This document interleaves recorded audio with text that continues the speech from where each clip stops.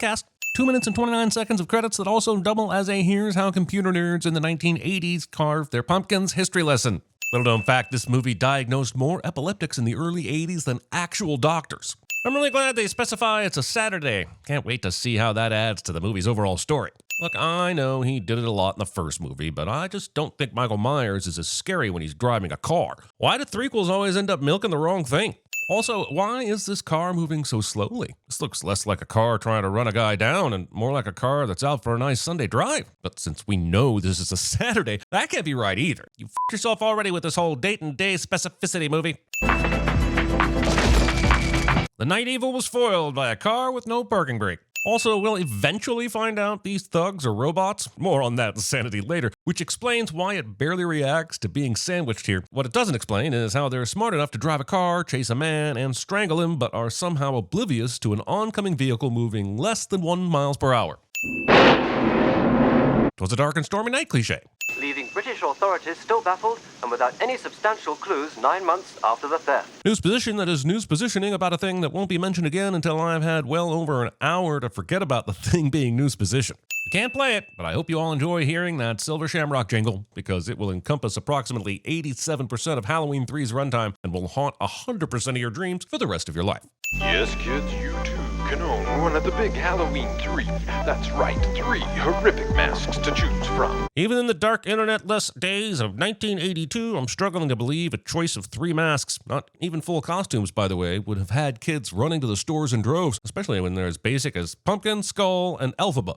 Universal, trying to do merchandise tie-ins for a movie that won't be released for another 42 years. They're fun, they're frightening, and they glow in the dark. These masks have plenty of opportunity, but are never once shown to glow in the dark.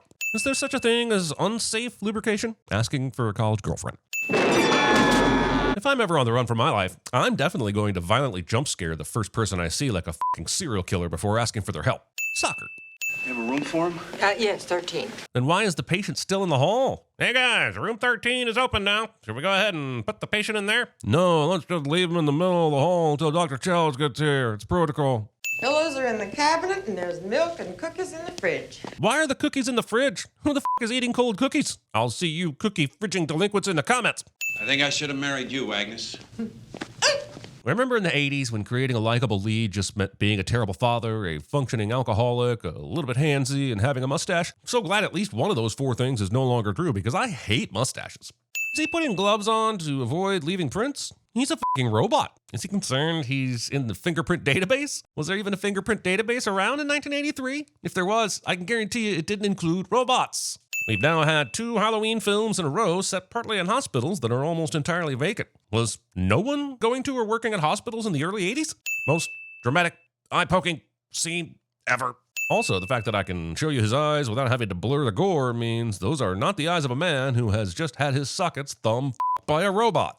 What are you doing in here? Yeah, it's fucking weird, isn't it? Why does the robot give a shit about cleaning his hands? If he's worried about leaving a trail, why not use a fucking sink to clean up? It's like someone designed these dudes to be overly dramatic and stupid in equal measure. Amanda! Chalice immediately chases after somebody with no idea why he's chasing them. He doesn't know that Grimbridge is dead yet, so shouldn't checking on the patient be his first priority? Why would the robot be programmed to kill itself this close to the crime scene? Cochran seems smart enough to realize that the resulting investigation would conjure up enough weird data, such as no internal organs, that the police would have to keep looking into it. Why leave any evidence at all? Why not drive into the middle of nowhere like a normal robot assassin? I'm not saying that a stunt person should have been in this car when it exploded, but I do think this could have been shot in a way that didn't show Roger Moore's stunt double from A View to a Kill in quite so much detail. I'm assuming the notes this cop is taking from this firefighter consist of nod, shakes head, lots of nodding, shakes head a lot, nods head a bit more. What the f*** is up with this guy? None of the police present decided that the remains of the exploded car containing the body of a man who murdered a patient in the eye holes was worthy of some of that precious do not cross police tape. Hey, Charlie, can we have another station? You got it. Why was it ever on that station to begin with when there's football playing? This is a goddamn bar, not a daycare. The immortal classic. Masturbating in a public bar. Also, Halloween 3 says, F you to those whiny fans of the first 2 films who were under the impression Michael Myers was mysteriously going to show up by having him show up in the most meta way possible. I mean, Halloween fans who think this movie doesn't work just because Michael Myers isn't in it deserve a sin, because that is by far and away the least significant reason behind this movie's inability to work. I saw you at the funeral. Thank you. But I decided instead of thanking you there, I would creepily stalk you and tell you at a bar that reminds me of the Regal Beagle. I'm a huge Three's Company fan. Well, more so the first 4 seasons. I'm not the biggest Priscilla Barnes fan, but I mean, is anyone? Anyways, thanks for coming to the funeral, and would you like to come to a creepy little town with me so I can find out what happened to my father? We could during the nighttime. Wait a second. Dr. Chalice forcibly grabs Ellie's arm, but she sticks around instead of pushing him off the bar stool and running for dear life. But I still can't hate Dr. Chalice. Damn you, Tom Atkins, and all your charm. But business was getting bad. I suppose you shopped at the new mall like everybody else, huh? If you used 80s cinema as your only reference point, you'd think that evil malls were killing more people than cancer, sharks, and Terminators combined. October 20th. Pick up more masks. If these masks are all part of some scheme, why is Silver Shamrock forcing distributors to pick them up? Why aren't they delivering the masks? Heck, these places should be flooded with masks on the build-up to Halloween. I think my father ran into trouble somewhere between here and Santa Mira. Invading someone else's body of work and snatching their place names. Linda, Listen, the guy's an asshole, sure, but how hard is it to remember Dad? I'll be back to take them trick-or-treating, I promise. I'll call you Monday. But we were just shown that it's Friday, October 29th, which means Halloween will fall on the upcoming Sunday. So how is Dr. Chalice going to be back to take his kids trick-or-treating if he's not getting back in touch with Linda till Monday? You f***ed yourself again with this whole date and day specificity movie. I think it's the next exit. Wait a minute. Yeah, that's it. Then we go about 10 miles and turn right on 33. If he has time for this. I feel like a goldfish. We're clearly going for a creepy insular community doesn't like outsiders thing here, but I'm not sure it checks out. This gives us the impression everyone in Santa Mira is in on the weirdness, but we'll eventually learn that it's really just Cochran and his robots and has nothing to do with the locals. So why are they staring at Ellie and Chalice like this? Wouldn't they be used to vendors passing through the town around Halloween?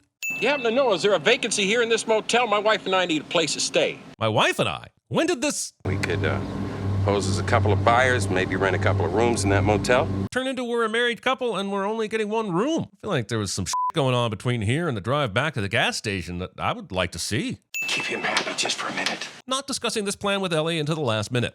Buddy Cup for San Diego. This is my wife, Betty. And the only personality this movie will give poor Betty is checking her makeup. Don't you dare go in the street! Do you hear me? Kids. Damn factory. Got their orders all screwed up and have to stay in this dump again. I love it when 100% believable human beings arrive in a scene and immediately explain their exact relevance to a movie they shouldn't know they're in. This place is a zoo. It's also inexplicably nighttime already. Want to mention how f***ing weird that is? Where do you want to sleep, Dr. Chalice? That's a dumb question, Miss Grimbridge. Holy hard left turn into porno dialogue, Dan man. Lady, you are here investigating the murder of your father. Why is sudden horniness? All residents of Santa Mira, please clear the streets. Curfew is now in effect. This all-person curfew suggests that some sort of weird shenanigans are happening in Santa Mira, but neither Chalice or Ellie mention it once as a clue that something shady is afoot. Granted, they were busy, but shouldn't Buddy, his family, or Marge have thought it was weird too? Cats following curfews. Cats ignoring curfews. Okay, how does this fucking curfew work? You can still go out and get booze? If there's a curfew in effect, why would the shop even be open? I ain't got no diseases. You mind if I have a drink? This works. Last Halloween for them. Unfortunately for us, there are 10 more of these motherfuckers as of 2024, and none of them chose to stick with the anthology route, which could have been awesome. But if Michael Myers doesn't come back to the series, we also won't get a scene of Busta Rhymes using Kung Fu on him. I don't know which version of history I'm arguing for or against anymore, but one of them is getting sinned. I can't imagine this was the first time this person has drunkenly cursed out the Silver Shamrock Company. So why is this the night they finally decided to kill him? Even if he hadn't been specific about torching the place, Cochran and his robots don't strike me as anyone who waits and makes sure they're really a threat before disposing of them. This scene exists purely to show Stacy Nelkin getting out of the shower and to piss me off that she decided to get this blanket soaking wet instead of grabbing another towel. Good thing Ellie brought her in case of emergency lingerie on this trip. She didn't even know she'd have a companion on. You never know when a sleazy mustachioed doctor who's a terrible father will tag along with you. Waiter. How old are you? You're asking this now? What's that? Who cares? You should care, asshole. It's the whole reason you're here. But the pair of them will just continue canoodling as if they've totally forgotten that they're here to investigate a fucking murder. What the hell is that? Oh, sure, the loud noise from Marge's room while Dr. Chalice had his head buried in Ellie's cleavage wasn't enough to cause concern, but a car pulling up to a motel? How dare that fucking car? Where are they taking her? They're taking her to the factory. We've the most marvelous facility there. Feels weird that Cochran would think people would buy that a factory that makes Halloween masks would also have a state-of-the-art medical facility, right? Like, why would anyone believe that was true? What happened? Misfire. Having incriminating conversations like this with an earshot of people who shouldn't be hearing it. And we know Chalice hears it because he fucking repeats it in a few seconds. Listen, Teddy, do me another favor. Will you find out everything you can about Connell Cochran? Teddy doesn't reply with, I'm a fucking morgue technician, Dan, not a search engine. All right, but this is going to cost you some serious dinners. This phone call will end up costing Teddy her life, and Chalice will probably be over it after he downs a couple of beers and buries his head in Ellie's cleavage again. Dr. Chalice, who I still don't dislike. You, Tom Atkins, you charming son of a bitch. About the confusion over your order. Wait, how did Cochran know about the order confusion? Remember, this is a confusion that Ellie and Chalice invented to get answers. Cochran didn't have a chance to speak to the receptionist. He came out and spoke straight to Buddy. Why don't Ellie and Chalice think his knowledge of a fake issue is weird? Also, doesn't that mean he knows that they've come asking about the Grimbridge order? The man he's sent the robots to kill the previous week? How is this not raising all the red flags for everyone concerned? How would you like a guided tour? Oh, thank you, sir. Would it be all right if my friends come along? Instead of actual detective work, most of this movie is driven by Chalice and Ellie being in the right place at the right time. Chalice especially. They could have come here to check on that order at any point, but they just so happen to line it up with the Buddy family, which then gets them invited onto the secret tour. The latex is heated and poured. After that, it's cooled and poured off. Then it's all just a matter of trimming, painting, and packaging. Excitement? There's a weird cut here that is irrationally irksome to me. We're following Cochran as he explains the mask making process, but then right here, as the camera goes behind this worker, there's this obvious cut, and then suddenly it's as if Cochran has transformed into Buddy as we go back to the tour. Irksome, I say. Remember that? When I had one of those when I was a kid, used to sit and watch it for hours. I have many questions about Buddy's childhood. Oh, I want a mask. Can I have a mask? The whole reason his family is here is because Buddy Sr. sold the most masks, so are we seriously saying that little Buddy doesn't already have one of each type? Also, why is the factory still producing so many masks less than 24 hours before Halloween? This doesn't make sense as a business model or as a sacrifice the child population to a cult of undead witches model. They look an awful lot like the man who killed your father. They? How can they all look like the man who killed her father? Just because they're wearing very generic suits? Okay, Brent, I need you to bring that forklift around to the front. But whatever you do, make sure you don't do it at the exact second that Grimbridge woman is walking past, or else you'll reveal her dead father's cock. Oh my God. God damn it, Brent! If they saw him go in there, I kind of wonder what they're waiting for. Sure, it makes for a cool shot, but shouldn't they just head in there? Or better yet, if they've already taken Ellie, why not leave a robot in there waiting for him? Posers. Okay, robots, I need you to go out there and kidnap that Ellie woman. But make sure you take one of the cars that has our Silver Shamrock logo on it. That way, if you're spotted, everyone will know exactly who did it. Also, Ellie is still conscious? That reception office isn't all that far away. I figure that Chalice should have been able to hear her scream when the robots arrived, right? Where's the girl? This is so clearly not a real person, I have to wonder if Dr. Chalice is 3 or 4 beers deep currently. And then I realize, of course, he is. He's goddamn Dr. Chalice. Also, Matthew Lillard is not behind the clockwork monsters in this movie. Michael Myers might not be in this sequel, but all of these robots sure do like to copy every single goddamn one of his moves. We saw this robot take that homeless guy's head clean off, so what's happening here? Is Chalice just super strong too, or is the robot pulling its punches? Androids with super strength that can be killed by acute acid reflux. This was a rare piece. German. Made in Munich, 1785. For the record, this knitting grandma figure will have more backstory than literally anything else that happens in the movie. In case you confused it with Sunday 31st, Christmas. Bless you. Convincing, aren't they? Not at all, actually. In fact, that fake sneeze was so bad, I'm actually starting to question whether the human actor playing this robot is even human. Those who went before me, they never dreamed of anything like this. I'm 100% certain that no one, with the exception of one Mr. Tommy Lee Wallace, has ever dreamed of a plan this fucking insane. Also, the James Bond franchise called, and at once everyone was trying to kill the protagonist up until he was cornered without any escapes, and now the main antagonist will keep him alive and tell him every goddamn detail about his plan to destroy humanity cliché back. What is this place? A good magician never explains. Who'd have thought good magicians and terrible Halloween movies would have so much in common? You've still got time to figure it out all by yourself. You could give him an annotated copy of this script and he still wouldn't be able to figure out 70% of what the is going on here. Stonehenge. We had a time getting it here. You wouldn't believe how we did it. And that's all the movie cares to say about that. It's pretty damning when you're fine with having laser beams coming out of kids' masks, but you refuse to explain how you moved a 5-ton rock over 5,000 miles across land and sea. Also, why didn't you just set all this up in England instead of dragging a piece of Stonehenge here? Okay, you need the kids, but Europe has kids too. You didn't have to make this about Halloween. Couldn't you have just slipped it into their tea and lederhosen? Cochran just said it's almost Halloween morning, so this means they've kept Buddy Sr. and his family there till the wee hours of the morning without raising any suspicion? That's a level of gullible that my mind cannot comprehend. I mean, it's sad a kid has to die and all, but this is a family of f***ing idiots. Gather round your TV set, put on your masks, and watch. Way too much of Cochran's plan relies on kids doing what a f***ing commercial tells them to. I'm sure a lot of them will put their masks on, but also some of them won't because they're eating candy like a bunch of assholes. Some of them will have been told by their parents to take their masks off, and some will have 100% lost or damaged their f***ing mask. There's not a single plan to take over the country or world or whatever the f*** Cochran is trying to do that will work when relying on the actions of children. I think this whole thing is a big joke. I mean, look at this. Being this surprised, a living room in 1983 would have fake fruit sitting on a coffee table. Yeah, it's super f***ed up and dark, they kill a kid, blah, blah, blah. What I'm more interested in knowing is how exactly Cochran expects to get away with killing this family. I mean, I guess if his plan works out, it won't matter, but what if it doesn't? How exactly does he cover up killing the Kupfers? As annoying and idiotic as they are, I'm assuming they have other family back home or friends that would realize they're missing. What happens if police show up in Santa Mira? Does Cochran kill all of them as well? Okay, so a lot of insects and snakes and shit come out of the masks and presumably go after the adults. But how effective would this actually be? Sure, these two are going to die because they are trapped in a room they can't get out of, but that's not going to be the case at people's homes. These adults could just walk outside and close all the doors so none of the killer snakes get out. Sure, there would be a lot of dead children, but all this nonsense would be contained so fast there would still be enough adults left to procreate and get the creation of new life back on track.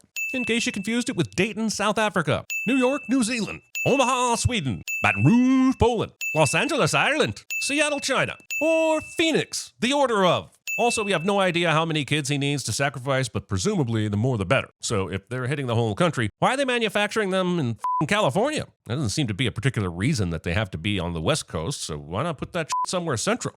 The Midwest is crammed with middle of nowhere towns. It's their whole thing. These kids are wearing masks along with costumes that do not match up in the slightest. No one involved in this movie knows anything about how kids dress up for Halloween. If the kid is wearing a Casper bottom, then the kid is wearing a Casper mask. Why didn't Silver Shamrock just create full costumes? It makes no goddamn sense. There's zero chance this girl made it in front of the TV at 9 p.m. She would be in the hospital after falling off the skateboard she's riding with a borderline eye-holeless mask and cracking her head open. Hurry home, it's almost time. Did Cochran just have vans patrolling every city across the country? How much money was put into this operation? I feel like the Stonehenge heist had to take away at least half your budget. Do people really get this rich off gag gifts and Halloween masks? I'm in the wrong goddamn business. Also, is the big giveaway time zone specific? Because if it's not happening until 9 West Coast time, then kids in New York would have to be up till midnight. And it's a school night since Halloween fell on a Sunday. And if the people on the East Coast get the big giveaway before the West Coast people, then isn't the jig up pretty quickly? This bullshit would be easier to contain than a zombie breakout. Cochran should have just created zombies.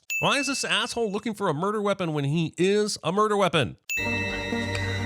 Operator, can you get me the sheriff? The biggest sin of this movie might be that Teddy looks at these clockwork parts for a while and then has a sudden epiphany which immediately inspires her to call the cops. Fine, but we never found out what that epiphany was. What the was it? Because it sure as wasn't that a mechanical man was behind it all. How do you go from clockwork parts to a robot man did murder? The only reason you make a leap like this is if you know you're in a horror movie. Also, once again, this death, along with so many other bullshit things that happen, wouldn't be necessary if the robot that killed Ellie's daughter hadn't sacrificed himself right in front of the goddamn hospital. Substituting practical effects or creative editing with this table. Enjoy the horror-thon, Doctor. A horror-a-thon would imply that there are at least 2, if not more, horror movies being shown. But only Halloween is being shown before the big giveaway. So enjoy the horror movie, Doctor, would be more accurate. Why, Cochran? Why?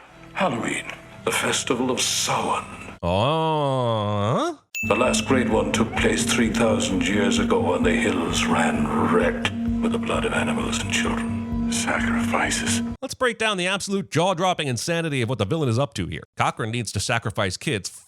Knows why it has to be kids, but let's roll with it to please some undead witches as part of an ancient Celtic ritual. But To pull it off, he has to steal 5 metric tons of British henge and ship it to California. Why? Well, because Stonehenge contains a special element that, once embedded in a goddamn computer chip and triggered by a strobing 8-bit pumpkin graphic, will bring forth laser beams and an apocalypse of bugs, snakes, and spiders. But hey, this is a lot to organize, right? How can he be certain he won't get found out? Well, that's easy. He'll build a small army of robots in human skin suits who'll perform everything from security to stone mining to kidnapping. It's f***ing foolproof! We don't decide these things, you know. The planets do. They're in alignment. This f***ing movie wasn't content to pin the story on the undead, witches, magic stones, and robot man. Nope, we're also throwing in a spooky happens when the planets are in alignment cliche into the cauldron. No wonder the anthology idea never panned out. There's an entire anthology of plots in this one movie. Also, what exactly does he mean by aligned? Because the planets have never been aligned and likely never will be. I did me some internet searching, and all the planets lining up is a once in a 400 billion year event, which I think didn't happen at any point in the 80s. We can't play it, but I feel like this confusing threequel is trying to elevate its finale by scoring it with the music from the finale of its first movie via a TV. This isn't technically theft, but it definitely feels a bit cheaty. Nope.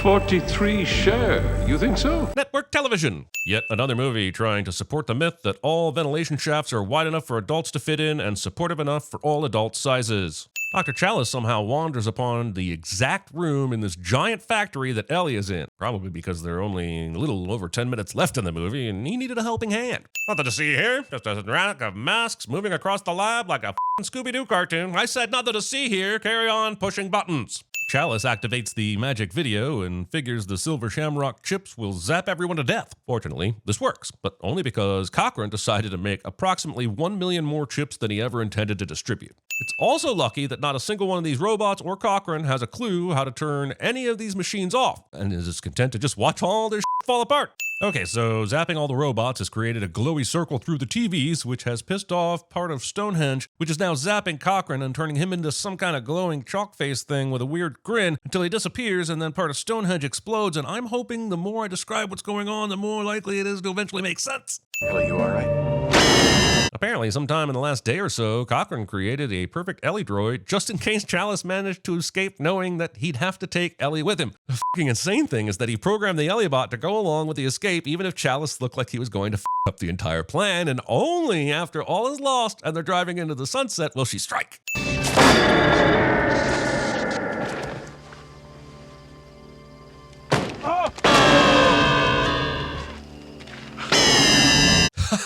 This robot just doesn't quit. We've been watching this fight for over 3 minutes. Thing's got more endings than Return of the King, god damn! You've got to... Please, stop it. Stop it now. Turn it off. Turn it off.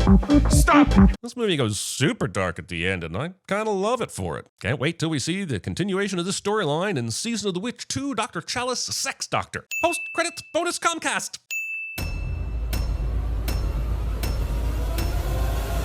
Begin laser ignition!